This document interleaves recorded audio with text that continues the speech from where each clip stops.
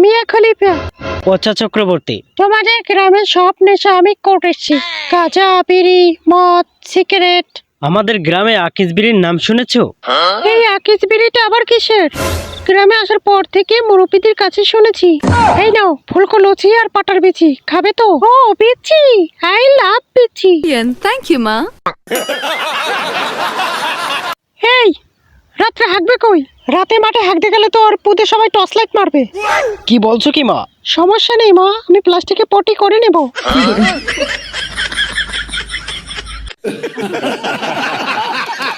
কার বিড়ি বেচবে? তোমার? না বৌদি, আসলে বিড়ি খাওয়ার প্র্যাকটিস করছিলাম। ও, তা কতদূর বিড়ি খাওয়া শিখলে? খুব তাড়াতাড়ি শিখে যাব।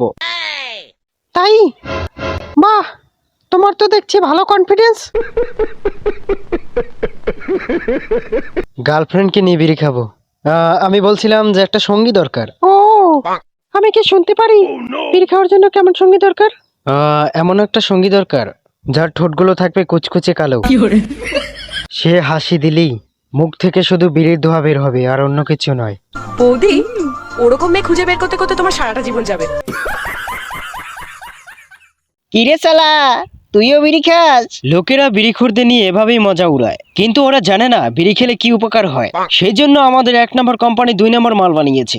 সব কোম্পানির বিড়ি একসাথে মিক্স করে একটা বিড়ি তৈরি করা হয়েছে। এটা শুধু আপনার পেটই পরিষ্কার করবে না, এটা একটা টান দিলে আপনার পেটের নাড়ি বুড়ি সবগুলো বেরিয়ে আসবে।